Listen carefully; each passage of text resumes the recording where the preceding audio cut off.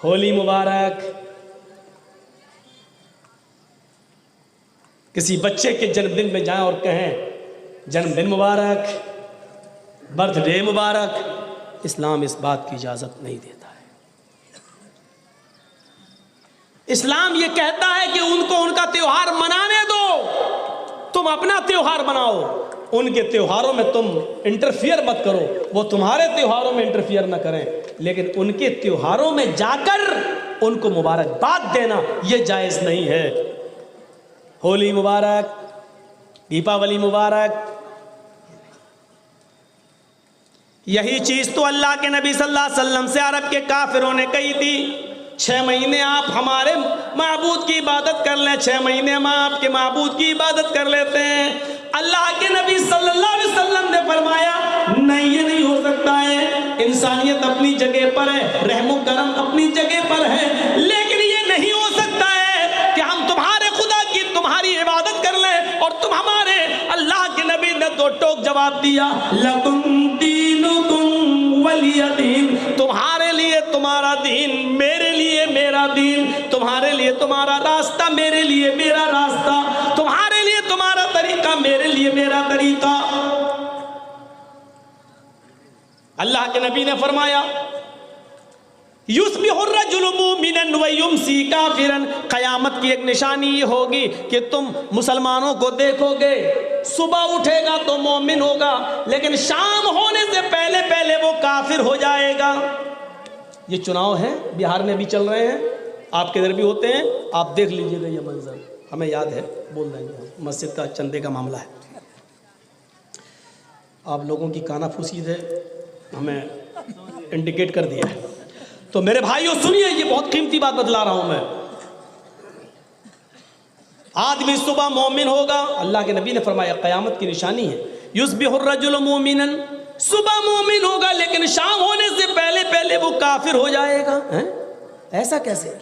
آپ دیکھو گے آدمی کو، ایک مسلمان کو حی علی الصلاح، حی علی الفلاح کی آواز سنے گا، بستر سے اٹھے گا، الصلاۃ خیر من النوم، یہ آواز سنے گا، بستر سے اٹھے گا، وہ وضو بنائے گا، فجر کی نماز مسجد میں جماعت کے ساتھ پڑھنے کے لیے آئے گا. نماز پڑھنے کے بعد وہ قرآن کی تلاوت بھی کرے گا، صبح تک بیٹھ کر لمبی لمبی دعائیں بھی مانگے گا، سب کچھ کرے گا. فجر کے بعد قرآن کی تلاوت میں بھی لگے گا، دعا اذکار بھی کرے گا، ظہر بھی پڑھے گا، عصر بھی پڑھے گا. لیکن ایک پارٹی کا ٹکٹ ملا ہوا ہے اسے، وہ چناؤ بھی لڑ رہا ہے، اس کو ووٹ چاہیے. اس کی بستی میں کچھ غیر مسلم بھی رہتے ہیں، جب تک غیر مسلموں کے ووٹ نہیں ملیں گے وہ جانتا ہے کہ میں جیتوں گا نہیں. لیکن شام کا سورج ڈوبنے سے پہلے پہلے وہ غیر مسلموں کا ووٹ پانے کے لیے ان کے مندر میں چلا جاتا ہے، ٹیکا لگا لیتا ہے، مورتی کے اوپر پھول اور مالا بھی چڑھا دیتا ہے، اس لیے کہ مجھے ان کے ووٹ مل جائیں. غیر مسلموں کا ووٹ مل گیا تو ہم جیت جائیں گے. جب اس نے سندور ماتھے پہ ٹیکا لگا لیا، اندر گھس کر مورتی کے اوپر ہار یا پھول یا مالا ڈال دیا، اللہ کے نبی کی یہ حدیث اپنا کام کر گئی. یصبح الرجل مؤمنا ویمسی کافرا. صبح اٹھے گا مومن ہوگا، شام کا سورج ڈوبنے سے پہلے پہلے وہ کافر ہو جائے گا. کافر ہونے کی وجہ بھی بتا دی، یبیع دینہ بعرض من الدنیا. وہ دنیا کے چند سکوں کے لیے اپنا دین بیچ دے گا.